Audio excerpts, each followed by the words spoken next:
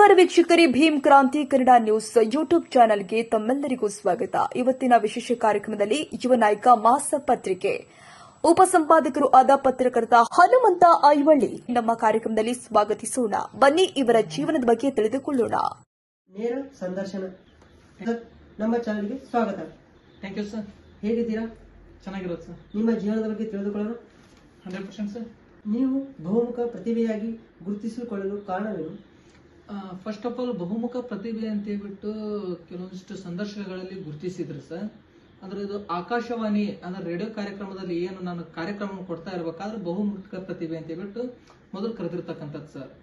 ಕಾರಣ ಏನಪ್ಪಾ ಅಂದ್ರೆ ನಟ, ನಿರ್ದೇಶಕ, ನಿರೂಪಕ, ಕವಿ, ಲೇಖಕ, ವಿಮರ್ಶಕ ಸುಮಾರು ಕೆಲವೊಂದಿಷ್ಟು ಕ್ಷೇತ್ರಗಳಲ್ಲಿ ನಾವು ತೊಡಗಿಸ್ಕೊಂಡಿರ್ತಕ್ಕಂಥದ್ದನ್ನು ನೋಡಿ ಅದ್ರೊಳಗೆ ಕೆಲವೊಂದಿಷ್ಟು ನನ್ನ ವೈಖರಿಯನ್ನು ಗಮನಿಸಿ ಆ ರೀತಿ ಕರೆದಿರ್ತಕ್ಕಂಥದ್ದು. ಸೊ ಕಾರಣ ಅಂತ ಹೇಳ್ಬಿಟ್ಟು ಬಂದ್ರೆ ನನಗೆ ಏನೋ ಒಂದು ಸಾಧಿಸ್ಬೇಕಂತಕ್ಕಂಥ ಒಂದು ಛಲ ಸರ್.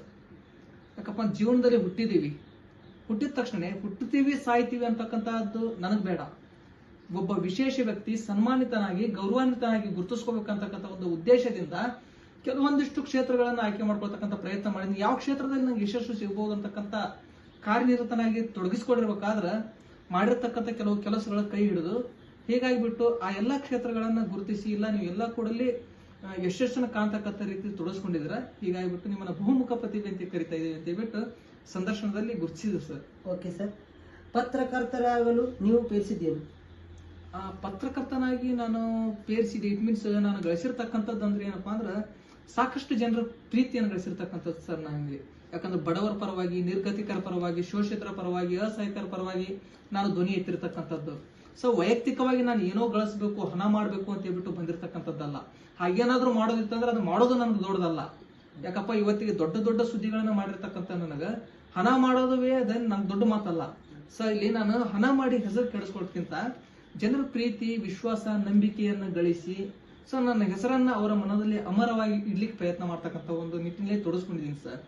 ಸೊ ಹೀಗಾಗಿಬಿಟ್ಟು ನಾನು ಒಬ್ಬ ಪತ್ರಕರ್ತನಾಗಿ ಗಳಿಸಿರ್ತಕ್ಕಂಥದ್ದು ಏನಂತ ಇದ್ರ ಅನಾಥ ಮಕ್ಕಳ ಪ್ರೀತಿ ಆಗಿರ್ಬೋದು, ಬಡವರ ಪ್ರೀತಿ ಆಗಿರ್ಬೋದು, ಜನರ ನಂಬಿಕೆ, ವಿಶ್ವಾಸಗಳನ್ನು ಗಳಿಸಿದ್ದೀನಿ ಸರ್. ಓಕೆ. ತಮ್ಮ ವೃತ್ತಿ ಜೀವನವನ್ನು ಹೇಗೆ ಪ್ರಾರಂಭಿಸಿದ್ರಿ? ಫಸ್ಟ್ ಆಫ್ ಆಲ್ ನಾನು ಇದನ್ನು ಪತ್ರಕರ್ತ ಅನ್ನೋಕ್ಕಿಂತ ಮುಂಚಿತವಾಗಿನೇ ಎಲ್ಲರೂ ಪತ್ರಕರ್ತ ಕರೆಯೋದಕ್ಕಿಂತ ಮುಂಚಿತವಾಗಿನೇ ನಾನು ಡಿಗ್ರಿ ಓದ್ತಾ ಇರ್ಬೇಕಾದ್ರೆ, ಸ್ಟೂಡೆಂಟ್ ಆಗ್ತಿರ್ಬೇಕಾದ್ರೆ ಸಾಧಕರಿಗೊಂದು ಸಲಾಂ ಅಂತ ಹೇಳ್ಬಿಟ್ಟು ಒಂದು ಕಾರ್ಯಕ್ರಮ ನಡೆಸ್ಕೊಡ್ತಿದ್ದೀನಿ ಸರ್.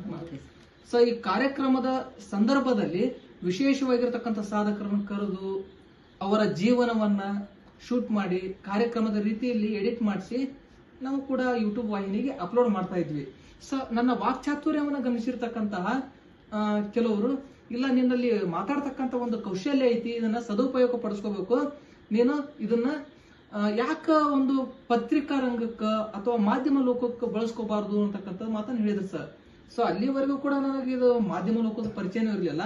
ನಾನು ಓದ್ತಾ ಇರ್ಬೇಕಾದ ಸಂದರ್ಭದಲ್ಲಿ ಸಂಚಾರಿ ಸತ್ಯ ಅಂತಕ್ಕಂಥ ಒಂದು ಯೂಟ್ಯೂಬ್ ಚಾನೆಲ್ಗೆ, ಡಿಜಿಟಲ್ ಮೀಡಿಯಾಕ್ಕೆ ವರದಿ ಮಾಡಿದೀನಿ ಸರ್. ಗೊತ್ತಿಲ್ಲದೆ ಇರ್ತಕ್ಕಂಥ ಪತ್ರಕರ್ತ ಅಂತಕ್ಕಂಥ ಇದೂ ಇರ್ಲಿಲ್ಲ ನಂಗೆ ನಾಲೆಜ್. ಸೊ ಇಂಥ ಒಬ್ಬ ವ್ಯಕ್ತಿ ಇರ್ತಾನಂತಕ್ಕಂಥ ಒಂದು ನಾಲೆಜ್ ನಂಗೆ ಗೊತ್ತಿರ್ಲಿಲ್ಲ. ಸೊ ಅಂತ ಸಂದರ್ಭದಲ್ಲಿ ನಾನು ಪತ್ರಕರ್ತನ ರೀತಿ ವರದಿ ಮಾಡಿರ್ತಕ್ಕಂಥದನ್ನ ನೋಡಿ ಅದನ್ನ ಗಮನಿಸಿ ನಾನು ಆ ರಂಗಕ್ಕೆ ಕರೆದೊಯ್ದ್ರು ಸರ್. ಸೊ ಆ ನಿಟ್ಟಿನಲ್ಲಿ ನಾನು ಪತ್ರಕರ್ತನಾಗಿ ಗುರುತಿಸ್ಕೊಳ್ಳಿಕ್ಕೆ ಅದೇ ಪ್ರಾರಂಭಿಕ ಹಂತ. ಓಕೆ ಸರ್, ಬಹಳ ಚೆನ್ನಾಗಿ ಆರಂಭವನ್ನು ಮಾಡಿದ್ದೀರಾ. ಈಗ ನಿಮ್ಮ ಜೀವನ ಬಗ್ಗೆ ಹಾಗೂ ನಿಮ್ಮ ತಂದೆ ಅವರು ನಿಮ್ಮ ತಾಯಿಯವರ ಬಗ್ಗೆ ತಿಳಿದುಕೊಳ್ಳೋಣ. 100% ಸರ್. ನಮ್ಮ ತಂದೆ ಬಂದ್ಬಿಟ್ಟು ಬಸಪ್ಪ ಅಂತ ಹೇಳ್ಬಿಟ್ಟು, ತಾಯಿಯವರು ಬಸವ್ವ. ಅನ್ಯೋನ್ಯತೆ ಅಂತಕ್ಕಂಥದ್ದು ನಮ್ಮ ಕುಟುಂಬದಲ್ಲಿ ಇರ್ತಕ್ಕಂಥದ್ದು. ನನಗೂ ಕೂಡ ಒಳ್ಳೆ ರೀತಿ ಪ್ರೀತಿ, ಮಮತೆ, ವಾತ್ಸಲ್ಯವನ್ನು ಕೊಟ್ಟಿರ್ತಕ್ಕಂಥವ್ರು ಸರ್. ನನಗೆ ಯಾವುದೇ ರೀತಿಯಲ್ಲೂ ಕೂಡ ನಾನು ಮಾಡ್ತಕ್ಕಂಥ ಕೆಲಸಕ್ಕೆ ಸಾಥ್ ಕೊಟ್ಟು ಇಲ್ಲ ನೀನು ಇನ್ನು ಮುಂದೆ ಏನಾದ್ರೂ ಸಾಧಿಸ್ತೀಯ ಅಂತಕ್ಕಂಥ ಒಂದು ನಿಟ್ಟಿನಲ್ಲಿ ತೊಡಗಿಸ್ಕೊಳ್ಳಿಕ್ಕೆ ತುಂಬಾನೇ ಪ್ರೇರಕ ಆಗಿರ್ತಕ್ಕಂಥವ್ರು ನಮ್ಮ ತಂದೆ ತಾಯಿಗಳು, ನಮ್ಮ ಅಜ್ಜ ಅಜ್ಜಿ, ಮನೆ ಕುಟುಂಬಸ್ಥರೆಲ್ಲರೂ ಸಾಥ್ ಕೊಡ್ತಾ ಇದಾರೆ ಸರ್. ಕೆಲವೊಂದಿಷ್ಟು ನಾನು ಮಾಡ್ತಕ್ಕಂಥ ವರದಿಗಳು ತುಂಬಾನೇ ಅಪಾಯಕಾರಿಯಾಗಿರತಕ್ಕಂಥದ್ದು, ಕೆಲವೊಂದಿಷ್ಟು ಇಂಪ್ಯಾಕ್ಟ್ ಸುದ್ದಿಗಳನ್ನು ನೋಡಿದಾಗ ಅನ್ಸುತ್ತೆ ಇದೆಲ್ಲ ಯಾಕೆ ಮಾಡ್ಬೇಕಪ್ಪ ಅಂತ ಹೇಳ್ಬಿಟ್ಟು ಹೇಳ್ತಾ ಇರ್ತಾರೆ ಸರ್. ಆದ್ರೂ ನಾವು ಪತ್ರಕರ್ತರಂದ್ರೆ ಗೊತ್ತೇ ಇರತ್ತಲ್ಲ ಸರ್ ತಮಗ, ನಾವ್ ಈಗ ಹೋಗಿರ್ತಕ್ಕಂಥವ್ರು ಒಳ್ಳೆ ವಾಪಸ್ ಹೀಗೆ ಬರ್ತೀವಿ ಅಂತಕ್ಕಂಥ ಗ್ಯಾರಂಟಿ ಕೂಡ ಇರಲ್ಲ. ಸೊ ನಾವು ಜನರಿಗಾಗಿ ಎಲ್ಲಾ ರೀತಿಯೂ ಕೂಡ ತೊಡಗಿಸ್ಕೊಂಡು ಸರ್ವತೋಮುಖವಾಗಿ ಏನು ಜನರ ಅಭಿವೃದ್ಧಿಯನ್ನು ಬಯಸ್ತಕ್ಕಂಥ ಕೆಲಸ ಮಾಡ್ತಕ್ಕಂಥವ್ರು, ಜನಸೇವೆಯನ್ನು ಮಾಡ್ತಕ್ಕಂಥವ್ರು ನಾವಾಗಿರೋದ್ರಿಂದ ಜನಪರವಾಗಿರ್ತಕ್ಕಂಥ ರೀತಿಲಿ ತೊಡಗಿಸ್ಕೊಳ್ಬೇಕು ಅಂತಕ್ಕಂಥ ನಿಟ್ಟಿನ ನಮ್ಮ ತಂದೆ ತಾಯಿಯವ್ರ ಮುಂದೆ, ಅಜ್ಜ ಅಜ್ಜಿ ಮುಂದೆ ಪ್ರಸ್ತುತ ಪಡಿಸಿದಾಗ ಅವರು ಇಲ್ಲ ಏನಾದ್ರೂ ಮಾಡು ಬಟ್ ಹುಷಾರಾಗಿರು ಅಂತಕ್ಕಂಥ ಒಂದು ಹಾರೈಕೆಯನ್ನು ಕೊಟ್ಟರು. ಅವರ ಆಶೀರ್ವಾದನೆ ಮತ್ತು ಎಷ್ಟೋ ಜನರ ಪ್ರೀತಿ, ವಿಶ್ವಾಸ ಹಾರೈಕೆನೆ ನಾನು ಇಲ್ಲಿವರೆಗೂ ಕರ್ಕೊಂಡ್ ಬಂದಿರತಕ್ಕಂಥದ್ದು ಸರ್. ಹಾಗೆ ಮುಂದಿನ ಇದೇ ತರ ನೀವು ಅವರ ಹೆಸರನ್ನು ಕಾಪಾಡಿಕೊಂಡು ಹೋಗ್ತಿರ್ಬೇಕಂತ ನಾನು ತಿಳಿದುಕೊಳ್ತೀನಿ. ಈಗ ನಿಮ್ಮಲ್ಲಿರುವ ನಾಲೆಜ್ ಮತ್ತು ಮೆಜಾರಿಟಿ ಲೆವೆಲ್ ನೋಡಿ ನನಗೆ ನಿಮ್ಮ ಸ್ಕೂಲ್ ಬಗ್ಗೆ ತಿಳಿದುಕೊಳ್ಳಲು ಅನಿಸ್ತದೆ. 100% ಸರ್. ಆಕ್ಚುಲಿ ನಾನು ಓದಿರ್ತಕ್ಕಂಥದ್ದು ಅಂದ್ರೆ ಪ್ರಾಥಮಿಕ ಅಂತ ಸರ್ಕಾರಿ ಹಿರಿಯ ಪ್ರಾಥಮಿಕ ಶಾಲೆ ಹೊನ್ನಕಟ್ಟಿ. ನಾನು ಏನು ಬೆಳೆದಿರ್ತಕ್ಕಂಥ ಊರಿದೆ ಅಲ್ಲ ಸರ್, ನಾನು 100 ಹೊನ್ನಕಟ್ಟಿ. ಅಲ್ಲೇ 1 ರಿಂದ 7ನೇ ತರಗತಿಯನ್ನು ಮುಗಿಸಿದ್ನಿ. ಅದ್ಭುತವಾಗಿರ್ತಕ್ಕಂಥ ಶಿಕ್ಷಕರು ಸರ್ ನಾನು ಸಿಕ್ಕಿರ್ತಕ್ಕಂಥದ್ದು ಅವತ್ತಿನ ದಿನ. ಅವರು ನಮಗೆ ಕೇವಲ ಪಠ್ಯಕ್ಕೆ ಸೀಮಿತವಾಗಿರ್ತಕ್ಕಂಥ ಶಿಕ್ಷಣ ಮಾತ್ರ ಅಲ್ಲ, ಪಠ್ಯೇತರ ಚಟುವಟಿಕೆಗಳನ್ನು ಕೂಡ ಕಲಿಸಿದ್ರು. ಸಂಸ್ಕಾರಯುತವಾಗಿರ್ತಕ್ಕಂಥ ಮೌಲ್ಯಯುತವಾಗಿರ್ತಕ್ಕಂಥ ಕೆಲವೊಂದಿಷ್ಟು ಮಾತುಗಳನ್ನ, ನಡೆನುಡಿಗಳನ್ನ ಕಲಿಸಿಕೊಟ್ರು. ಹೀಗಿರ್ಬೇಕಾದ್ರೆ ನಮಗೆ ಅಲ್ಲಿ ಆರಂಭಿಕ ಹಂತದಲ್ಲಿ ಅಂದ್ರೆ ಪ್ರಾಥಮಿಕ ಒಂದು ಹಂತದಲ್ಲೇ ಉತ್ತಮವಾಗಿರ್ತಕ್ಕಂಥದ್ದು ಗುಣಮಟ್ಟದ ಶಿಕ್ಷಣ ದೊರೆಯಿತು. ಅದ್ರ ಜೊತೆಗೆ ನಂದು ಹೈಸ್ಕೂಲ್ ಬಂದ್ಬಿಟ್ಟು ಶಿರೂರು ಸಿದ್ದೇಶ್ವರ ಹೈಸ್ಕೂಲ್ ಸರ್. ಅಲ್ಲಿ ಕೂಡ ಗುಣಮಟ್ಟದ ಶಿಕ್ಷಣದ ಜೊತೆಗೆ ಅದ್ಭುತವಾಗಿರ್ತಕ್ಕಂಥ ಸಂಸ್ಕಾರಯುತ ನಡೆನುಡಿಗಳನ್ನು ಅಲ್ಲಿಯೂ ಕೂಡ ಕಲಿಸಿಕೊಟ್ರು. ನಾನು ಕಲ್ತಿರ್ತಕ್ಕಂಥ ಎಲ್ಲ ಫಸ್ಟ್ ಪ್ರಾಥಮಿಕದಿಂದ ಹಿಡಿದು ಡಿಗ್ರಿವರೆಗೂ ಕೂಡ ಅಂದ್ರೆ ನಂದು PU ಕಾಲೇಜ್ ಮುಗಿಸಿರ್ತಕ್ಕಂಥದ್ದು ಬಿಳಿಗಿ ಸಿದ್ದೇಶ್ವರ ಕಾಲೇಜು, ಡಿಗ್ರಿ ಬಂದ್ಬಿಟ್ಟು ರುದ್ರಗೌಡ ಕಾಲೇಜ್ ಸರ್. ಸೊ ಎಲ್ಲಾ ಕಾಲೇಜುಗಳು ಅವೆಲ್ಲ ಗ್ರಾಮೀಣ ಪ್ರದೇಶದಲ್ಲಿ ಇದ್ದಂತೆನೆ ಬಾಸ್ ಆಗ್ತಿದ್ದು. ಬಿಳಿಗಿಯಲ್ಲಿ ಇರ್ತಕ್ಕಂಥದ್ದು ಅದು ಇವತ್ತಿನ ದಿನ ತಾಲೂಕದು ಸರ್. ಬಟ್ ನಾ ಕಲಿತಾ ಇರಬೇಕಾದ್ರೂ ಗ್ರಾಮೀಣ ಪ್ರದೇಶದಲ್ಲಿ ಯಾವ ರೀತಿಯಾಗಿರ್ತಕ್ಕಂಥ ವಾತಾವರಣ ಇರುತ್ತಲ್ಲ ಅದೆಲ್ಲವುಗಳನ್ನ ಅಲ್ಲಿ ಕಾಣ್ತಾ ಇದ್ದೆ ನಾನು. ಸೊ ಹೀಗಾಗ್ಬಿಟ್ಟು ನನಗ ಇದು ಏನಪ್ಪ ದೊಡ್ಡ ಸ್ಕೂಲ್ ಹಂಗ ಅಂತ ಹೈಫೈ ಹೈಟೆಕ್ ಫೀಲ್ ಏನು ಬರ್ತಿರ್ಲಿಲ್ಲ, ನಮ್ಮ ಮನೆ ತರನೇ ಫೀಲ್ ಬರ್ತಾ ಇತ್ತು. ಹೀಗಾಗಿಬಿಟ್ಟು ಇಲ್ಲಿ ಗ್ರಾಮೀಣ ಪ್ರದೇಶದಲ್ಲಿ ಯಾವ ರೀತಿ ಸಂಬಂಧಗಳಿಗೆ ಬಾಂಧವ್ಯಗಳಿಗೆ ಬೆಲೆ ಇತ್ತಲ್ಲ ಅದೇ ರೀತಿ ಬಾಂಧವ್ಯಗಳನ್ನ ನಾನು ಸ್ಕೂಲಲ್ಲಿ ಕಾಣ್ತಾ ಹೋದೆ. ಸೊ ಒಳ್ಳೆ ರೀತಿಯಾಗಿರ್ತಕ್ಕಂಥ ಇಲ್ಲಿ ಪ್ರಬುದ್ಧತೆ ಅಂತಕ್ಕಂಥದ್ದು ಅಲ್ಲಿ ಒಡನಾಡಿಗಳ ಮೂಲಕ ಮಾರ್ಗದರ್ಶಕರ ಮೂಲಕ ಬೆಳೀತು ಸರ್. ಓದುಗಳನ್ನು ಓದ್ತಕ್ಕಂಥ ಪುಸ್ತಕಗಳನ್ನ ನಮ್ಮ ಮಾರ್ಗದರ್ಶನ ನಮಗೆ ನೀಡಿದ್ರು. ಸೊ ಹೀಗಾಗಿಬಿಟ್ಟು ಏನೋ ಗೊತ್ತಿಲ್ಲ ಸರ್, ಇದು ಮೆಚುರಿಟಿ ಅದು ಏನೋ ಅವುಗಳಿಂದ ಬಂದದೋ ಅಥವಾ ಕೆಲವೊಂದಿಷ್ಟು ಅನುಭವಗಳು ಬಂದದೋ ಗೊತ್ತಿಲ್ಲ. ಆದ್ರೆ ಮೆಚುರಿಟಿ ಅನ್ನೋಷ್ಟು ಇನ್ನೂ ಬೆಳೆದಿಲ್ಲ ಸರ್ ನಾನು. ಏನೋ ಗೊತ್ತಿದ್ದಷ್ಟು ಮಾತಾಡ್ತಕ್ಕಂಥ ಪ್ರಯತ್ನ ಮಾಡ್ತಾ ಇದೀವಿ. ಏನೋ ಕೆಲವೊಂದಿಷ್ಟು ಜನರನ್ನು ನೋಡ್ಬಿಟ್ಟು ಕಲಿತಾ ಇದ್ದೀನಿ, ಕೆಲವೊಂದಿಷ್ಟು ಜನರು ಹೇಳ್ತಕ್ಕಂಥ ಕೇಳಿ ಕಲಿತಾ ಇದ್ದೀನಿ. ಇವತ್ತು ಈ ಸಣ್ಣ ಮಗು ಕೂಡ ನನಗಿಲ್ಲ ನಾ ಇದು ಹಿಂಗ್ ಮಿಸ್ಟೇಕ್ ಐತಿ ಈ ರೀತಿ ಮಾಡು ಅಂತಂದ್ರೆ ಅದರಲ್ಲಿ ಸತ್ಯಾಸತ್ಯತೆ ಅಂತಕ್ಕಂಥದ್ದಿತ್ತು 100% ನಾನು ಅದನ್ನು ಸ್ವೀಕಾರ ಮಾಡ್ತೀನಿ ಸರ್. Okay sir. ಮತ್ತೆ ಮನೆಯವರು ಬಿಟ್ಟು ನಿಮ್ಮ ಜೀವನದಲ್ಲಿ ಅತಿ ಹೆಚ್ಚು ಪ್ರೀತಿಸುವ ವ್ಯಕ್ತಿ ಅಥವಾ ವಸ್ತು ಯಾವುದು? ಪ್ರೀತಿಸುವಂತಹ ವ್ಯಕ್ತಿ ಮತ್ತು ವಸ್ತು ಸರ್, ನಾನು ವಸ್ತು ಅಂತ ಬಂದ್ರೆ ಇತ್ತೀಚೆಗೆ ಪುಸ್ತಕಗಳನ್ನು ತುಂಬಾನೇ ಪ್ರೀತಿಸ್ತಕ್ಕಂಥದ್ದು. ಯಾಕಪ್ಪ ಅಂದ್ರ ಇವತ್ತು ಒಂದು ಪುಸ್ತಕ 100 ಜನ ಸ್ನೇಹಿತರಿಗೆ ಸಮ ಅಂತ ಹೇಳ್ಬಿಟ್ಟು ಐತ ಸರ್. ಯಾಕಂದ್ರೆ ನಮಗೆ ಕೆಲವೊಂದು ಟೈಮ್ನಾಗ ಗೆಳೆಯರು ಅಡ್ಡದಾರಿ ಹಿಡಿಸ್ಬೋದು, ಆದ್ರೆ ಒಂದು ಉತ್ತಮವಾಗಿರ್ತಕ್ಕಂಥ ಪುಸ್ತಕ ಯಾವತ್ತು ಅಡ್ಡದಾರಿ ಹಿಡ್ಲಿಕ್ಕೆ ಬಿಡಲ್ಲ. ಸೊ ಹಂಗಾಗಿ ಆ ತರ ಒಬ್ಬ ಉತ್ತಮ ಸ್ನೇಹಿತ ಒಂದು ಗ್ರಂಥಾಲಯಕ್ಕೆ ಸಮ ಅಂತ ಹೇಳ್ಬಿಟ್ಟು ಕೂಡ ಹೇಳ್ತಾ ಇರ್ತಾರೆ ಸರ್. ಸೊ ಇವತ್ತು ನಾನು ಅತಿ ಹೆಚ್ಚು ಪ್ರೀತಿಸ್ತಕ್ಕಂಥ ವಸ್ತು ಅಂತ ಬಂದ್ರ ಪುಸ್ತಕ. ಈಗ ಅತಿ ಹೆಚ್ಚಾಗಿ ಪ್ರೀತಿಸ್ತಕ್ಕಂಥ ವ್ಯಕ್ತಿ ಅಂತ ಹೇಳಿ ಬಂದ್ರ ನನ್ನನ್ನು ನಾನೇ ಪ್ರೀತಿಸ್ತಕ್ಕಂಥದ್ದು ಸರ್. ಈಗ ಅತಿ ಹೆಚ್ಚಾಗಿ ಈಗ ಆಕ್ಚುಲಿ ಸಣ್ಣ ವಯಸ್ಸೊಳಗೆ ಗುರುತಿಸ್ಕೊಳ್ಲಿಕ್ಕೆ ಸಾಧ್ಯ ಆಯ್ತು ಅಂತಕ್ಕಂಥದ್ದು ಸರ್. ಬಟ್ ಪ್ರಯತ್ನ ಬಾಳ್ ಮಾಡಿದೀನಿ ಸರ್. ಇದು ಸಣ್ಣ ವಯಸ್ಸು ಅಂತ ಹೇಳ್ಬಿಟ್ಟು ನನಗೆ ಗೊತ್ತಿಲ್ಲ ಸರ್. ಈಗ ವಯಸ್ಸು ಸಣ್ಣ ಕಾಣ್ತಾ ಇದೆ ಸರ್, ಬಟ್ ಅದ್ರ ಹಿಂದೆ ಶ್ರಮ ಬಾಳ ಐತ್ ಸರ್. ಅಂದ್ರೆ ನನ್ನಲ್ಲಿ ಒಂದು ಛಲ ಐತ್ ಸರ್, ಮಾಡ್ಬೇಕು, ಸಾಧಿಸ್ಬೇಕು ಸರ್. ನನಗೊಂದಿಷ್ಟು ಜನ ಏನು ಹೇಳಿಸ್ತಾ ಇದ್ರು, ಕೆಲವೊಂದಿಷ್ಟು ಜನ ನನ್ನನ್ನು ಬಾಳ ಮುದ್ರಿಸ್ಬಿಟ್ಟು ನಗ್ತಾ ಇದ್ರು. ಸೊ ಅಂತವ್ರ ಮುಂದೆ ನಾ ಬೆಳೆದು ತೋರಿಸ್ಬೇಕು ಸರ್. ನನ್ನನ್ನು ಇವತ್ತು ಈ ಚಿಕ್ಕದಾಗಿ ನೋಡ್ತಾ ಇದಾರಲ್ಲ ಅವ್ರು ನನ್ನ ನಾಳೆ ದೊಡ್ಡದಾಗಿ ಕಾಣ್ಬೇಕು, ಆ ನಿಟ್ಟಿನಲ್ಲಿ ನಾ ಪ್ರಯತ್ನ ಮಾಡ್ಬೇಕು ಅಂತ ಹೇಳಿ ಸರ್ ನನ್ನ ಕಣ್ ಮುಂದೆ ಅವ್ರಿಗಿಂತ ಚೆನ್ನಾಗಿ ಬಿಡ್ಬೇಕು, ಅವ್ರಿಗಿಂತ ದೊಡ್ಡ ಹೆಸರು ಮಾಡ್ಬೇಕು ಅಂತಕ್ಕಂಥದ್ದು ಒಂದೇ ತಲೆಯಲ್ಲಿ ಇಟ್ಕೊಂಡು ನಾನು ಕೆಲಸ ಮಾಡ್ತಾ ಹೋದಿನಿ ಸರ್.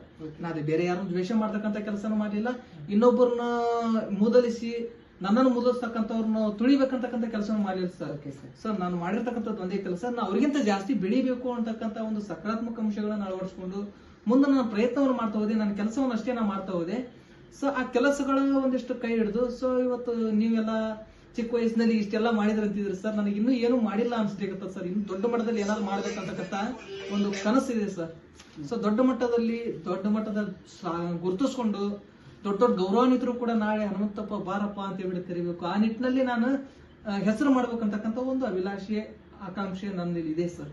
ನಿಮ್ಮ ಬೆಳವಣಿಗೆ ಕುರಿತು ಆತ್ಮೀಯರು ಏನಂತಾರೆ ಸರ್? ಬೆಳವಣಿಗೆ ಅಂತ ಹೇಳ್ಬಿಟ್ಟು ನೋಡಿದಾಗ ಇವತ್ತು ಏನು ಒಂದು ಸಣ್ಣ ಪ್ರಯತ್ನವನ್ನು ಮಾಡಿ ಒಂದು ಸಣ್ಣ ಮಟ್ಟದಲ್ಲಿ ಗುರುತಿಸ್ಕೊಳ್ತಕ್ಕಂಥ ಕೆಲಸ ಆಗಿದೆ ಅಲ್ಲ. ನನ್ನ ಆತ್ಮೀಯರಾಗಿರ್ತಕ್ಕಂಥವ್ರು, ಅವ್ರ ಸ್ನೇಹಿತರಾಗಿರ್ಬೋದು, ನನಗಿಂತ ದೊಡ್ಡವರಾಗಿರ್ತಕ್ಕಂಥ ಗುರು ಹಿರಿಯರಾಗಿರ್ಬೋದು, ನಮ್ಮ ಮಾರ್ಗದರ್ಶನ ಮಾಡ್ತಕ್ಕಂಥ ಗುರುಗಳಾಗಿರ್ಬೋದು, ಪ್ರತಿಯೊಬ್ರು ಕೂಡ ಹಾರೈಸಿ ನಡೀತಾ ಇದಾರ. ಸಣ್ಣವರೆಲ್ಲ ಖುಷಿ ಪಡ್ತಾ ಇದಾರೆ, ನಮ್ಮನ್ನ ಈ ರೀತಿ ಮಾಡ್ತಾ ಇದ್ದಾರಲ್ಲ ಬಹಳ ಖುಷಿ ಆಗುತ್ತೆ ಅಂತ ಹೇಳ್ಬಿಟ್ಟು.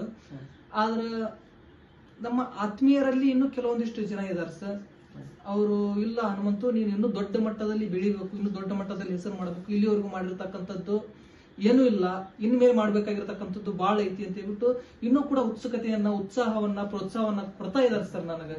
ಸೊ ಆ ನಿಟ್ಟಿನಲ್ಲಿ ಇಲ್ಲಿವರೆಗೂ ನಾ ಏನು ಮಾಡಿಲ್ಲ, ಇನ್ನು ಬಾಳ ಮಾಡ್ಬೇಕು, ಏನಾದ್ರೂ ದೊಡ್ಡ ಮಟ್ಟದಲ್ಲಿ ಗುರುತಿಸ್ಕೋಬೇಕು ಸರ್. ನನ್ನ ಜೀವನ ಅಂತಕ್ಕಂಥದ್ದು ನೋಡ್ತಕ್ಕಂಥವ್ರಿಗೆ, ಇನ್ನುಳಿದಿರ್ತಕ್ಕಂಥವ್ರಿಗೆ ಆದರ್ಶವಾಗಿ ಕಾಣಬೇಕು ಅಂತಕ್ಕಂಥ ನಿಟ್ಟಿನಲ್ಲಿ ನಾನು ಬೆಳಿಬೇಕು, ಬದುಕಬೇಕು ಅನ್ಕೊಂಡಿದ್ದೀನಿ ಸರ್. ಪತ್ರಕರ್ತರಾಗಿ ನಿಮ್ಮ ದಿನಚರಿ ಹೇಗಿತ್ತು? ಪತ್ರಕರ್ತನಾಗಿ ನನ್ನ ದಿನಚರಿಯನ್ನು ನೋಡಿದಾಗ ಆಕ್ಚುಲಿ ಎಲ್ಲರೂ ಕಾಮನ್ ಹೆಂಗೆ ಹೇಳ್ತಾರೆ, ಬೆಳಿಗ್ಗೆ 6 ಗಂಟೆಗೆ ನಾ ಹೇಳೋದು ಸರ್. ಅದ್ರ ಜೊತೆಗೆ ದಿನನಿತ್ಯದ ಕರ್ಮ ಕ್ರಿಯಾದಿಗಳನ್ನೆಲ್ಲ ಮುಗಿಸ್ಬಿಟ್ಟು ನನಗೆ ಕೆಲವೊಂದಿಷ್ಟು ಹವ್ಯಾಸಗಳಿದಾವೆ ಸರ್. ಈಗ ಪತ್ರಿಕೆ ಕೆಲಸ ಅಂತ ಹೇಳ್ಬಿಟ್ಟು ಬಂದಾಗ ಪತ್ರಿಕೆ ಕೆಲಸಗಳನ್ನೆಲ್ಲ ನಾನು ನೀಟಾಗಿ ಮಾಡ್ತೀನಿ. ಮತ್ತು ವಿಜುವಲ್ ಮೀಡಿಯಾದ ಏನೇ ಕೆಲಸ ಇದ್ರು ಕೂಡ ಅದನ್ನ ನೀಟಾಗಿ ಮಾಡಿ ಮುಗಿಸ್ತೀನಿ.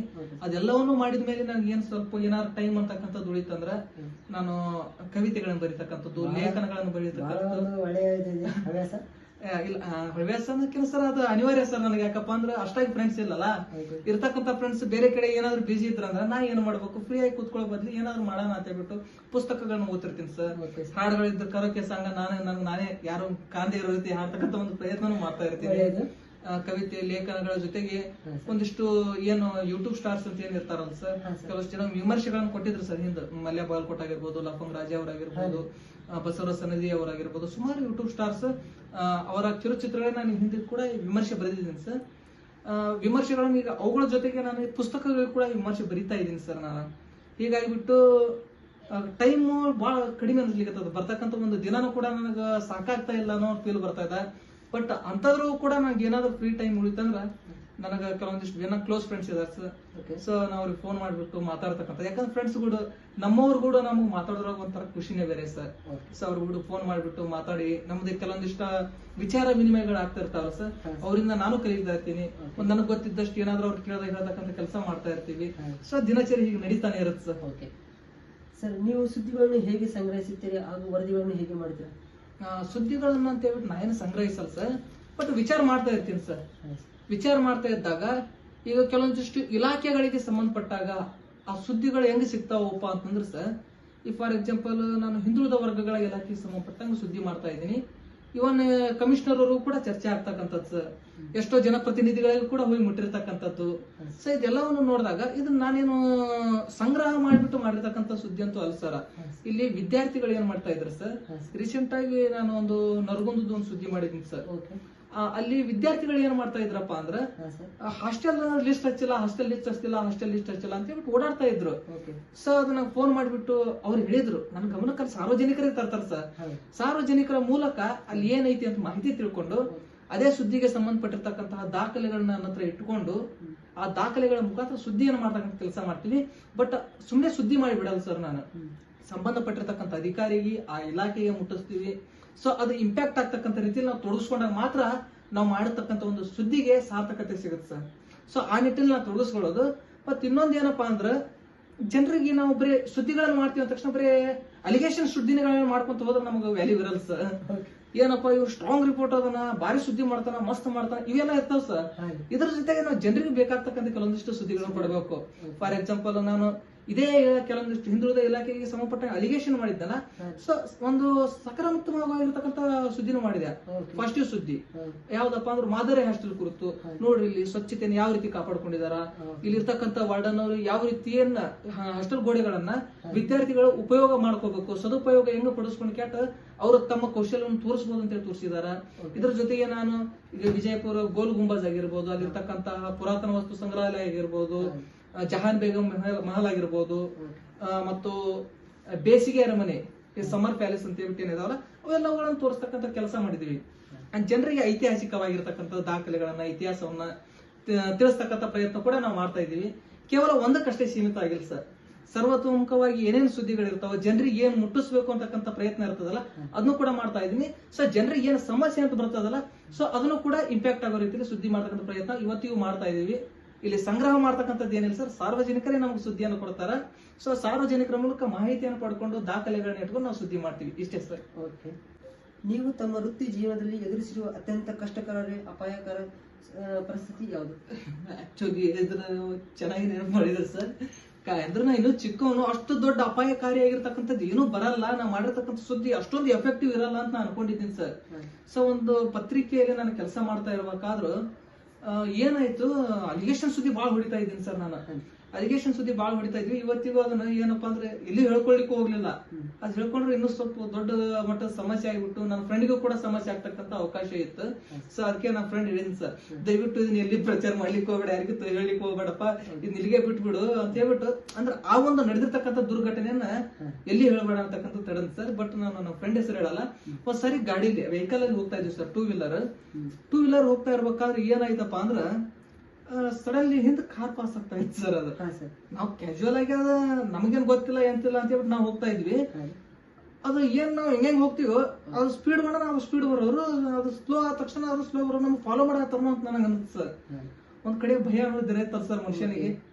ನೋಡಿದ ತಕ್ಷಣ ನಮಗೂ ಸ್ವಲ್ಪ ಭಯ ಅನಿಸ್ತಿವ್ರಿ, ನಮ್ ಫಾಲೋ ಮಾಡತ್ತಾರ ಅಂತ ಹೇಳ್ಬಿಟ್ಟು ಹಿಂಗ ತಿರುಗಿ ನೋಡಿದ್ವಿ. ಮೊದಲ ಕಾರ್ ನಂಬರ್ ನೋಡ್ತು, ಕಾರ್ಗೆ ನಂಬರ್ ಹಾಕಿಲ್ಲ ಸರ್ ಅವರು.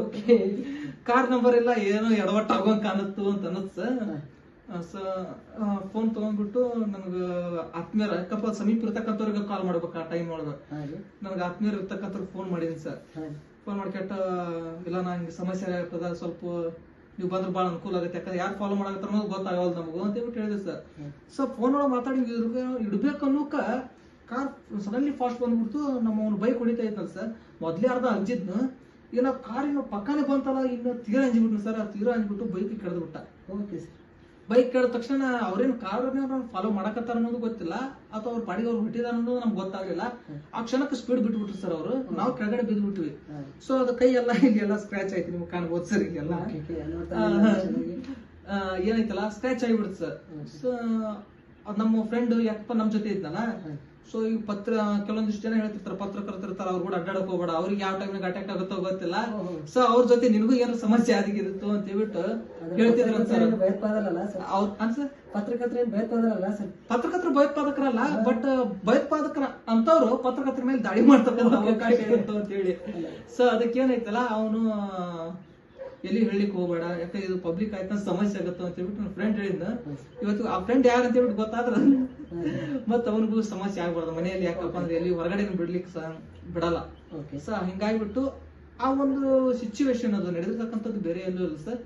ಇಲ್ಲೇ ನಮ್ಮ ಲಡ್ಡು ಮುತ್ಯನ ಗುಡಿ ಐತಲ್ಲ ಸರ್, ಗದನಕೆರೆ ಕ್ರಾಸ್ ಇಂದ ಈ ಕಡೆ ಹೋಗ್ತಾ ಇರ್ಬೇಕಾದ್ರೆ ಸರ್, ನಾವು ಹುಬ್ಳಿ ಕಡೆಯಿಂದ ಈ ಕಡೆ ಬರ್ತಾ ಇರ್ಬೇಕಾದ್ರ ಆ ಒಂದು ಘಟನೆ ಆಯ್ತು. ಬಟ್ ಅದನ್ನ ನಾವು ಎಲ್ಲಿ ಪಬ್ಲಿಕ್ ಮಾಡ್ಲಿಲ್ಲ ಸರ್. ನನಗೆ ಸಂಬಂಧಪಟ್ಟಿರ್ತಕ್ಕಂತ ಯಾಕಂದ್ರೆ ಡಿಪಾರ್ಟ್ಮೆಂಟ್ ಅವ್ರನ್ನ ಕ್ಲೋಸ್ ಸರ್, ಅವ್ರ ಗಮನಕ್ಕೆ ತಂದೆ ಸರ್ ಹಿಂಗಾಯ್ತು ಈ ರೀತಿ ಅಂತ ಹೇಳ್ಬಿಟ್ಟು ಹೇಳೋಣ. ಅವರು ಇಲ್ಲ ಅನ್ಮತ್ತು ಅದಕ್ಕೆ ಸಂಬಂಧಪಟ್ಟಂಗೆ ಏನಾರ ಇದ್ರು ಕಂಪ್ಲೇಂಟ್ ಬರ್ದು ಕೊಡು, ಅದ್ರ ಮುಂದೆ ಏನಾಯ್ತು ತನಿಖೆ ಮಾಡೋಣ ಅಂತ ಹೇಳ್ಬಿಟ್ಟು ಅಂದ್ರೆ ಸರ್. ಸುಮ್ಮನೆ ಈಗಂತೂ ಏನೂ ಆಗಿಲ್ಲ, ಮುಂದೆ ಏನು ಸಮಸ್ಯೆ ಆಗಿತ್ತು ಅನ್ನೋ ಒಂದು ಭಯಕ್ಕೆ ಅವ್ರ ಗಮನಕ್ಕೆ ತಂದಿನಿ ಅಷ್ಟೇ. ಬಟ್ ಅದನ್ನೇ ದೊಡ್ಡ ಮಟ್ಟದಲ್ಲಿ ಇದು ಮಾಡ್ಲಿಕ್ಕೆ ಹೋಗ್ಲಿಲ್ಲ. ಅದು ಒಂದೇ ಸರ್ ನನಗೆ, ಅದಕ್ಕಿಂತ ನಂಗೆ ಬಹಳ ಭೀಕರವಾಗಿ ಯಾವುದೂ ಆಗಿಲ್ಲ. ಓಕೆ. ಬಟ್ ಅಧಿಕಾರಿಗಳೊಂದಿಗೆ ಉತ್ತಮ ಬಾಂಧವ್ಯ ಹೇಗೆ? ದೊಡ್ಡ ಅಧಿಕಾರಿಗಳೊಂದಿಗೆ ಉತ್ತಮ ಬಾಂಧವ್ಯ ಅಂತಕ್ಕಂಥದ್ದು, ಈಗ ಅಧಿಕಾರಿಗಳಲ್ಲಿ ದೊಡ್ಡವರು ಸಣ್ಣವರು ಅಂತ ಏನಿಲ್ಲ ಸರ್. ಸೊ ಅಲ್ಲಿ ಏನು ಹುದ್ದೆಗೆ ಅನುಗುಣವಾಗಿ ಹಿರಿಯ ಅಧಿಕಾರಿಗಳು ಮತ್ತು ಅಧೀನ ಅಧಿಕಾರಿಗಳು ಅಂತ ಹೇಳಿ ಕೊಟ್ಟಿರ್ತಕ್ಕಂಥದ್ದು. ಅಧಿಕಾರಿಗಳೆಲ್ಲ ಸಾರ್ವಜನಿಕ ಸೇವಕರೇ, ಯಾಕಂದ್ರೆ ಸರ್ಕಾರಿ ನೌಕರಸ್ಥರ ನಮ್ಗಾಗಿ ಇರ್ತಕ್ಕಂಥವ್ರು ಅವರು. ಸೊ ಈಗ ನಾವು ಅವ್ರ ಜೊತೆ ಉತ್ತಮ ಬಾಂಧವ್ಯ ಹೊಂದದಾಗಲೇ ಅಲ್ಲ ಸಾರ್ವಜನಿಕರಿಗೆ ಒಳ್ಳೆಯ ಒಂದು ಸೇವೆ ಸಿಗ್ಲಿಕ್ಕೆ ಸಾಧ್ಯ. ಸೊ ಆ ನಿಟ್ಟಿನಲ್ಲಿ ನಾನು ಅಧಿಕಾರಿಗಳ ಜೊತೆ ಯಾವ ರೀತಿ ಬಾಂಧವ್ಯ ಬೆಳೆಸ್ಕೊಂಡಪ್ಪ ಅಂದ್ರೆ, ನಾನು ಹೇಳಿದ್ನಿ ಸರ್, ನಾವು ಬಡವರ ಪರವಾಗಿ, ನಿರ್ಗತಿಕರ ಪರವಾಗಿ, ಶೋಷಿತರ ಪರವಾಗಿ ಕೆಲಸ ಮಾಡ್ಬೇಕಪ್ಪ ಅಂದ್ರೆ ಸುಮ್ನೆ ನಾನು ಅವ್ರ ತಾಕೋಗಿ ಕಟ್ಟಿಂಗ್ ರಿಪೋರ್ಟ್ ಮಾಡ್ಕೊಂಡು ಹಂಗೆ ನಿಂತ್ಬಿಟ್ಟು ಅಂದ್ರೆ ಕೆಲಸ ಆಗಲ್ಲ ಸರ್. ಓಕೆ. ಸೊ ಅವ್ರು ಏನ್ ಸಮಸ್ಯೆ ಐತಿ ಆ ಸಮಸ್ಯೆಯನ್ನ ನಾನು ವರದಿ ಮಾಡಿ ಆ ಸಂಬಂಧಪಟ್ಟಿರ್ತಕ್ಕಂಥ ಇಲಾಖೆಯ ಅಧಿಕಾರಿಗೆ ತಿಳಿಸಿದಾಗಲೇ ಅಲ್ಲ ಸರ್ ಆ ಸಮಸ್ಯೆಗೆ ಒಂದು ಪರಿಹಾರ ಸಿಗ್ಲಿಕ್ಕೆ ಸಾಧ್ಯ. ಸೊ ಹಾಗಾಗಿ ಬಿಟ್ಟು ನಾನು ಏನ್ ಮಾಡ್ತಾ ಇದ್ನಪ್ಪ ಅಂದ್ರೆ ಆ ಕೆಲಸವನ್ನು ಮಾಡ್ತಾ ಇದ್ದೆ, ಸುದ್ದಿ ಮಾರ್ಕೆಟ್ ಕೈ ಬಿಡ್ತಕ್ಕಂಥ ಕೆಲಸ ಆಗಲಿಲ್ಲ. ಅಧಿಕಾರಿಗಳಿಗೆ ತರ್ತಿದ್ನಿ, ಅಧಿಕಾರಿಗಳು ಸರ್ ಇದು ಹಿಂಗ್ ಸಮಸ್ಯೆ ಐತಿ ದಯವಿಟ್ಟು ಇದು ಮಾಡ್ಬೇಕು ಅಂತ ಹೇಳಿದಾಗ ಅಧಿಕಾರಿಗಳು ನನ್ನ ಒಂದು ವರದಿಗೆ ಸ್ಪಂದನೆ ಕೊಡ್ತಿದ್ರು. ಇಲ್ಲ ಅನುಮತಿ 100% ನಮ್ಮಿಂದ ಏನ್ ಸಾಧ್ಯ ಅದನ್ನ ಪರಿಹಾರ ಮಾಡ್ತಕ್ಕಂಥ ಪ್ರಯತ್ನ ಮಾಡ್ತೀವಿ. ಆಗದೆ ಇರೋದನ್ನ ಏನೈತಲ್ಲ ನಮ್ಮ ಮೇಲಾಧಿಕಾರಿಗಳ ಮುಖ್ಯನ ಅದನ್ನ ಸಮಸ್ಯೆಗೆ ಸಾಧ್ಯವಾದಷ್ಟು ಪರಿಹಾರ ನೀಡತಕ್ಕಂಥ ಪ್ರಯತ್ನ ಮ್ಯಾಕ್ಸಿಮಮ್ ಮಾಡ್ತಾ ಹೋಗ್ತೀವಿ ಅಂತಕ್ಕಂಥದ್ದು ಮಾತನ್ನು ಕೊಡ್ತಿದ್ರು. ಆ ಭರವಸೆಯ ಮೇಲೆ ನಾನು ನಂಬಿಕೆ ಇಟ್ಟಿರ್ತಿದ್ದೆ. ಸೊ ಹೀಗಾಗಿ ಪ್ರತಿ ಸಾರಿ ನನ್ನ ಕೆಲಸನೇ ವರದಿ ಮಾಡೋದಾಗಿರೋದ್ರಿಂದ ಹೀಗಾಗಿ ಅಧಿಕಾರಿಗಳ ಜೊತೆ ಆಟೋಮೆಟಿಕ್ ಬಾಂಧವ್ಯ ಬೆಳೆಯುತ್ತೆ ಸರ್. ಅಧಿಕಾರಿಗಳಲ್ಲಿ ನನಗೆ ದೊಡ್ಡವರು ಅಂತ ಹೇಳ್ಬಿಟ್ಟು ನಾ ಏನ್ ನೋಡ್ಲಿಕ್ಕೆ ಹೋಗಿಲ್ಲ ಸರ್. ಅವರೆಲ್ಲ ಸರ್ಕಾರಿ ನೌಕರರು, ಸಾರ್ವಜನಿಕ ಸೇವಕರು. ಸೊ ಅವ್ರಿಗೆ ನೀಡಿರ್ತಕ್ಕಂಥ ಹುದ್ದೆಗಳಲ್ಲಿ ದೊಡ್ಡ ದೊಡ್ಡ ಜವಾಬ್ದಾರಿಗಳಿರ್ತಾವ. ಅಧಿಕಾರಿಗಳಂದ್ರೆ ನಂಗೆ ತುಂಬಾ ಗೌರವ ಐತಿ, ಅಧಿಕಾರಿಗಳಂದ್ರೆ ನನಗೆ ತುಂಬಾನೇ ನಂಬಿಕೆ ಕೂಡ ಐತಿ. ಅಧಿಕಾರಿಗಳಂದ್ರ ಎಲ್ಲ ಅಧಿಕಾರಿಗಳು ಒಳ್ಳೆಯವರಲ್ಲ ಸರ್, ಮತ್ತೆ ಆಗತ್ತೆ. ಯಾಕಂದ್ರೆ ಬೇರೆ ಬೇರೆ ಅಧಿಕಾರಿಗಳ ಮೇಲೆ ಸುದ್ದಿ ಮಾಡಿ ನಾನು ಅದ್ರಲ್ಲಿ ಭ್ರಷ್ಟರು ಇದಾರ. ಬಟ್ ಭ್ರಷ್ಟರು ಇರ್ತಾರ ಅಂತ ಹೇಳ್ಬಿಟ್ಟು ಎಲ್ಲ ಅಧಿಕಾರಿಗಳನ್ನ ಭ್ರಷ್ಟರು ಅನ್ಲಿಕ್ಕೆ ಬರಲ್ಲ. ಹಾಗಂತ ಹೇಳ್ಬಿಟ್ಟು ಎಲ್ಲಾ ಅಧಿಕಾರಿಗಳು ಒಳ್ಳೆಯವರು ಅನ್ಲಿಕ್ಕೆ ಬರಲ್ಲ. ಸೊ ಒಳ್ಳೆಯವರು ಇದಾರ, ಒಳ್ಳೆಯವ್ರ ಮೂಲಕ ಸಮಾಜಕ್ಕೆ ಒಳ್ಳೇದಾಗ್ಯದ, ಕೆಟ್ಟವ್ರ ಮೂಲಕ ಇಲಾಖೆ ಕೆಟ್ಟ ಹೆಸರು ಬಂದದ ಸರ್. ಪತ್ರಕರ್ತರಾಗಿರೋದ್ರಿಂದ ನಿಮಗೆ ಕಲೀಲಿ ಸಿಕ್ಕಿದ್ದೇನೆ.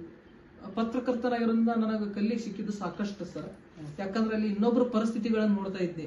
ಒಂದ್ ವೇಳೆ ಈ ಪರಿಸ್ಥಿತಿಯಲ್ಲಿ ನಾನು ನಾನಿದ್ದೆ ಹೇಗಾಗ್ತಿತ್ತಪ್ಪ ಅಂತಕ್ಕಂಥ ಅನುಭವನೂ ಮಾಡ್ಕೊಂಡಿದ್ದೀನಿ ಸರ್. ನಾನು ತುಂಬಾನೇ ಕಷ್ಟಕರವಾಗಿರ್ತಕ್ಕಂಥದ್ದನ್ನ ಅಳ್ತಾ ಇರೋದನ್ನ ನೋಡಿದೀನಿ, ಒದ್ದಾಡ್ತಕ್ಕಂಥದ್ದನ್ನ ನೋಡಿದೀನಿ ಸರ್. ಹೊಟ್ಟೆಗೆ ಊಟ ಇಲ್ದೇನೆ ಏನತ್ತಪ್ಪ ಕೆಲವೊಮ್ಮೆ ನನಗೆ ನಾನೇ ಅನ್ಕೊಳ್ತಿರ್ತೀನಿ, ನಾವು ಕೆಲವೊಂದಿಷ್ಟು ಜನ ನೋಡ್ತಿರ್ತೀವಿ, ನಾನು ಹಂಗ ಮಾಡ್ಬೇಕು, ಇಷ್ಟು ದುಡ್ಡು ಮಾಡ್ಬೇಕು, ಅದನ್ನ ಮಾಡ್ಬೇಕು ಅಂತಕ್ಕಂಥ ಕೆಲವೊಂದಿಷ್ಟು ಮಾತುಗಳನ್ನ ನಾನು ಆಗಾಗ ನನಗೆ ಕೆಲವೊಂದಿಷ್ಟು ಆತ್ಮೀಯರಾಗಿರ್ಬೋದು, ಕೆಲವೊಂದಿಷ್ಟು ಜನ ಬೇರೆಯವರು ಹೇಳ್ತಕ್ಕಂಥದ್ದು ಕೇಳ್ತಾ ಇರ್ತೀವಿ. ಕೆಲವಷ್ಟು ವಿಡಿಯೋಗಳಲ್ಲಿ ನಾನು ನೋಡ್ತಾ ಇದ್ದೀನಿ ಸರ್.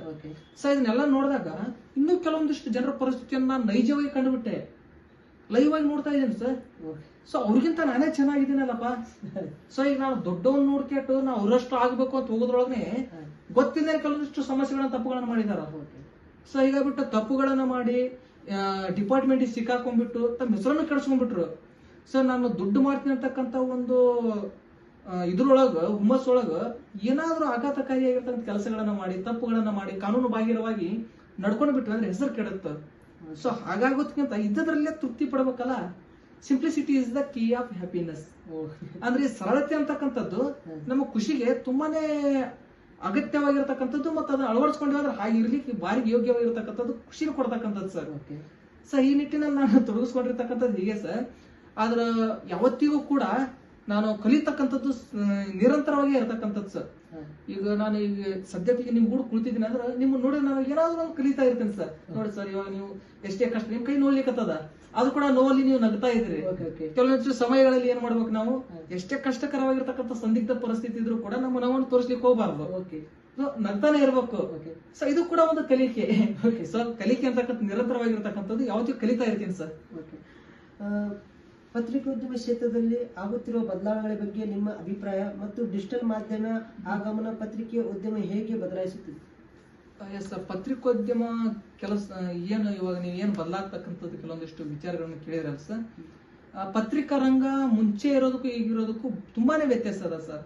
ಯಾಕಂದ್ರೆ ಮೊದಲು ತಂತ್ರಜ್ಞಾನ ಅಂತಕ್ಕಂಥದ್ದು ಇಷ್ಟೊಂದು ಮುಂದುವರೆದಿರ್ಲಿಲ್ಲ. ಅವಾಗ ಕೆಲವೊಂದಿಷ್ಟು ಜನ ನಾವು ನೋಡಿದಾಗ ದೊಡ್ಡ ದೊಡ್ಡ ಪತ್ರಕರ್ತರೆಲ್ಲ ಕೈಲೇ ಸಾಲ ಮಾಡ್ಕೊಂಡ್ಬಿಟ್ಟು, ಮನೆಯೆಲ್ಲ ಮಾರ್ಕೊಂಡ್ಬಿಟ್ಟು ಪತ್ರಿಕೆಯನ್ನು ಬೆಳೆಸಿರ್ತಕ್ಕಂಥ ಉದಾಹರಣೆಗಳನ್ನ ನಾವು ಕಂಡಿದೀವಿ ಸರ್. ಇವತ್ತು ವಿಜ್ಞಾನ ತಂತ್ರಜ್ಞಾನ ತುಂಬಾನೇ ಬೆಳೆದಿರ್ತಕ್ಕಂಥದ್ದು ಸರ್. ಇವತ್ತಿಗೆ ನಾನು ನ್ಯೂಸ್ ಪೇಪರ್ ವೆಬ್ಸೈಟ್ ಗಳಲ್ಲಿ ಕೂಡ ನೋಡ್ಲಿಕ್ಕೆ ಅವಕಾಶ ಇತ್ತು ಸರ್. ಸೊ ಬದಲಾವಣೆ ಅಂತಂದ್ರೆ ಆಧುನಿಕವಾಗಿ ಈ ತರ ಬದಲಾವಣೆ ಆಗೈತೆ ಸರ್. ಈಗ ನಾವು ಸಾಮಾಜಿಕವಾಗಿ ಅಂತ ಹೇಳ್ಬಿಟ್ಟು ನೋಡಿದಾಗ ಪತ್ರಿಕೆಯನ್ನು ಓದತಕ್ಕಂಥವ್ರ ಸಂಖ್ಯೆ ಬಹಳ ಕಡಿಮೆ ಆಗ್ಲಿಕ್ಕತ್ತದ ಸರ್. ಅದೊಂದು ರೀತಿ ಖೇದಕರವಾಗಿರ್ತಕ್ಕಂಥ ಸಂಗತಿ. ಪತ್ರಿಕೆ ಅಂತಕ್ಕಂಥದ್ದು ಒಂದು ಡಾಕ್ಯುಮೆಂಟ್ರಿ ಸರ್. ಇದು ನಮ್ಮ ಸರ್ ಹೇಳ್ತಿರ್ತಾರೆ, ವೆಂಕಟೇಶ್ ಸರ್, ನಮ್ಮ ಯುವ ನಾಯಕ ಸಂಪಾದಕರು ಸರ್ ಅವರು. ಪತ್ರಿಕೆ ಅಂತಕ್ಕಂಥದ್ದು ಡಾಕ್ಯುಮೆಂಟ್ರಿ, ಮತ್ತು ಅದು ಪತ್ರಿಕೆ ನಾವು ಏನು ಓದ್ತಾ ಹೋಗ್ತೀವಲ್ಲ, ಸೊ ಅದು ನಮಗೆ ನಾಲೆಜ್ ಕೊಡ್ತಾ ಹೋಗುತ್ತೋ. ಆ ಸುದ್ದಿಗೆ ಸಂಬಂಧಪಟ್ಟಿರ್ತಕ್ಕಂಥದ್ದೇ ಆಗಿರ್ಬೋದು, ಅಥವಾ ಆ ಒಂದು ಲೇಖನಕ್ಕೆ ಸಂಬಂಧಪಟ್ಟಿರ್ತಕ್ಕಂಥದ್ದೇ ಆಗಿರ್ಬೋದು.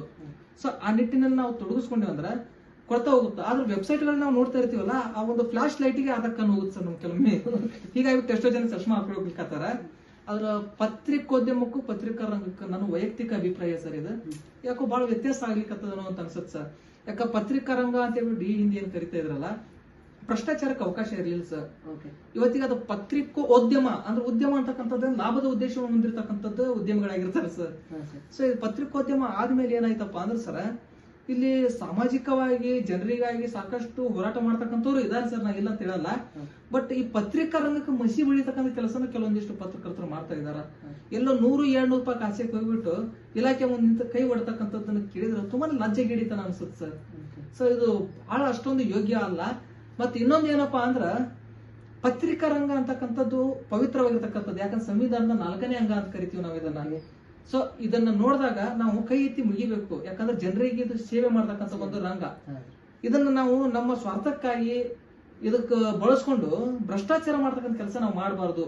ಇಲ್ಲಿ ಕೂಡ ಸ್ವಲ್ಪ ಬದಲಾವಣೆ ಕಾಣ್ತಾ ಇದೀವಿ. ಇನ್ನು ಡಿಜಿಟಲ್ ಮಾಧ್ಯಮದ ಕುರಿತು ನೀವು ಹೇಳಿದ್ರಿ. ಡಿಜಿಟಲ್ ಮಾಧ್ಯಮ ಅಂತಕ್ಕಂಥದ್ದು ಇವತ್ತು ದೊಡ್ಡ ದೊಡ್ಡ ಚಾನೆಲ್ ಡಿಜಿಟಲ್ ಮಾಧ್ಯಮದಲ್ಲಿ ತುಂಬಾನೇ ಫಾಸ್ಟ್ ಆಗಿ ಸುದ್ದಿಗಳಾಗ್ತಾ ಇದಾವೆ. ತುಂಬಾನೇ ಫಾಸ್ಟ್ ಆಗಿ ಸುದ್ದಿ ಆಗ್ತಕ್ಕಂಥದ್ದು. ನಾವು ಕೂಡ ಡಿಜಿಟಲ್ ಮಾಧ್ಯಮದಲ್ಲಿ ಇದಿರ್ತಕ್ಕಂಥದ್ದು. ಹಾಗಂತ ಹೇಳ್ಬಿಟ್ಟು ಬ್ರಾಡ್ಕಾಸ್ಟಿಂಗ್ ಕೂಡ ನಾವು ಮಾಡಿರ್ತಕ್ಕಂಥದ್ದು ಇದೆ ಸರ್. ಇದ್ರೊಳಗು ನೋಡಿದಾಗ ಡಿಜಿಟಲ್ ಮಾಧ್ಯಮಗಳು ತುಂಬಾ ಉತ್ತಮ ರೀತಿಯಲ್ಲಿ ಕೆಲಸ ಮಾಡ್ತಾ ಇದಾವೆ. ಆ ಡಿಜಿಟಲ್ ಮಾಧ್ಯಮದ ಹೆಸರನ್ನು ಹೇಳ್ಕೊಂಡು ಕೆಲವೊಂದಿಷ್ಟು ಜನ ಕೆಟ್ಟ ಹೆಸರು ಕೆಲಸನೂ ಮಾಡ್ತಾ ಇದಾರೆ ಸರ್. ಸೊ ಹಾಗಂತ ಹೇಳ್ಬಿಟ್ಟು ನಾ ಹೇಳಿದ್ರೆ ಸರ್, ಎಲ್ಲರೂ ಕೆಟ್ಟವರಲ್ಲ, ಹಾಗಂತ ಎಲ್ಲರೂ ಒಳ್ಳೆಯವರಲ್ಲ, ಬೆಳ್ಳಗಿರೋದ್ರೆಲ್ಲ ಹಾಲಲ್ಲ. ಇಷ್ಟೇ ನಾವು ಅರ್ಥ ಮಾಡ್ಕೋಬೇಕಾಗಿರ್ತಕ್ಕಂಥದ್ದು. ಇಲ್ಲಿ ಡಿಜಿಟಲ್ ಮಾಧ್ಯಮದ ಮೂಲಕ ಎಲ್ಲಾ ರೀತಿಯಲ್ಲೂ ಕೂಡ ಒಳ್ಳೆ ಕೆಲಸಗಳಾಗಿದ್ದಾವು.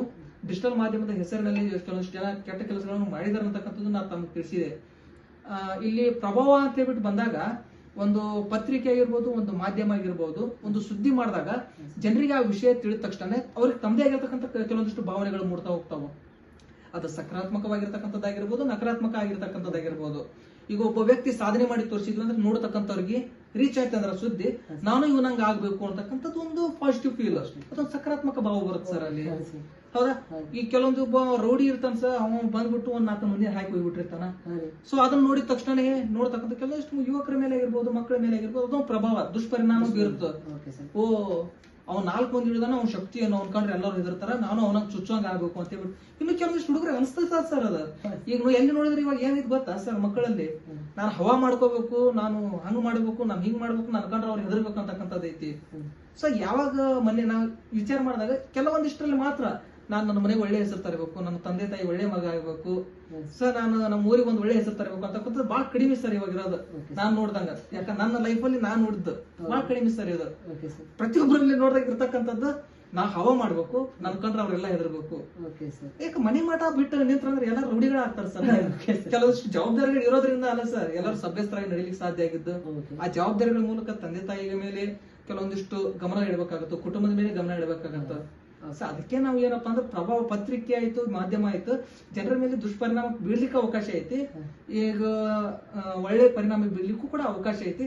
ಅದನ್ನ ತಗೊಳ್ತಕ್ಕಂಥವ್ರ ಮನಸ್ಸಿನ ಮೇಲೆ ಇರುತ್ತೆ ಸರ್.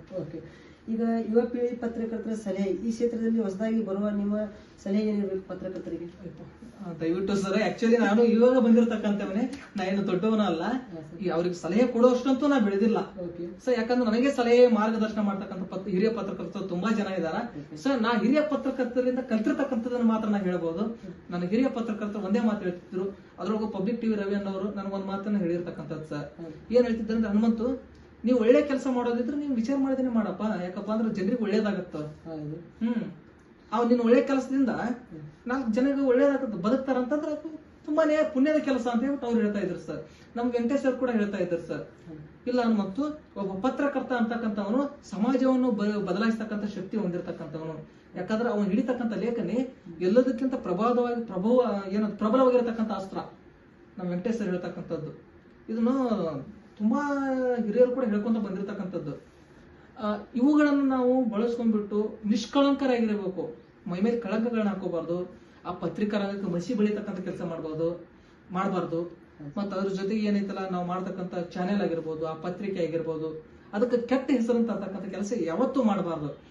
ಯಾಕಂದ್ರೆ ಒಬ್ಬ ಸಂಪಾದಕ ಆಗಿರ್ಬೋದು ಅಥವಾ ಆ ಚಾನೆಲ್ನ ಮುಖ್ಯಸ್ಥ ಆಗಿರ್ಬೋದು, ಈಗ ನಿಮ್ಮನ್ನ ನಂಬಿ ನಿಮ್ಮ ಮೇಲೆ ಒಂದು ಗೌರವ ಇಟ್ಟು ಒಂದು ಹುದ್ದೆಯನ್ನು ಕೊಟ್ಟಿರ್ತಾರ. ಸೊ ನೀವು ಅದನ್ನ ದುರ್ಬಳಕೆ ಮಾಡಿಕೊಂಡು ನಿಮ್ಮ ಸ್ವಾರ್ಥಕ್ಕಾಗಿ ಜನರಿಗೆ ಅಥವಾ ಕೆಲವೊಂದಿಷ್ಟು ಅಧಿಕಾರಿಗಳಿಗೆ ತೊಂದರೆ ಕೊಟ್ಟು ಏನೇನೋ ಆಮಿಷಗಳಿಗೆ ಬಲಿಯಾಗಿ ಬೇಡಿಕೆಗಳನ್ನು ಇಟ್ರಿ, ಭ್ರಷ್ಟಾಚಾರದ ಹಾದಿಯನ್ನು ತುಳಿದ್ರಿ, ಕೆಟ್ಟ ಹೆಸರು ಬರ್ತು. ಸೊ ಈ ನಿಟ್ಟಿನಲ್ಲಿ ಯಾವ ಪತ್ರಕರ್ತರು ಕೂಡ ಮಾಡಬಾರ್ದು ಅಂತಕ್ಕಂಥದ್ದು ನನ್ನೊಂದು ವಿನಂತಿ ಸರ್. ಬಟ್ ಸಲಹೆ ಕೊಡುವಷ್ಟಂತೂ ನಾ ದೊಡ್ಡವನಲ್ಲ. ಹಿರಿಯ ಪತ್ರಕರ್ತರು ನಾನು ಹೇಳಿರ್ತಕ್ಕಂಥದ್ದು ಇಷ್ಟೇ, ಹನುಮಂತು ಏನೇ ಮಾಡು ಒಳ್ಳೇದು ಮಾಡು, ಇಷ್ಟೇ ಸರ್. ಓಕೆ, ಇಲ್ಲಿಗೆ ಈ ಕಾರ್ಯಕ್ರಮ ಮುಕ್ತಾಯಗೊಳ್ಳಲಿದೆ. ಇಂತಹ ಸುದ್ದಿಗಳನ್ನು ನೋಡಲು ಭೀಮಕ್ರಾಂತಿ ಕನ್ನಡ ಯೂಟ್ಯೂಬ್ ಚಾನಲ್ 24/7 ಯೂಟ್ಯೂಬ್ ಚಾನಲ್ಗೆ ಸಬ್ಸ್ಕ್ರೈಬ್ ಮಾಡಿ, ಲೈಕ್ ಮಾಡಿ, ಶೇರ್ ಮಾಡಿ. ಧನ್ಯವಾದಗಳು.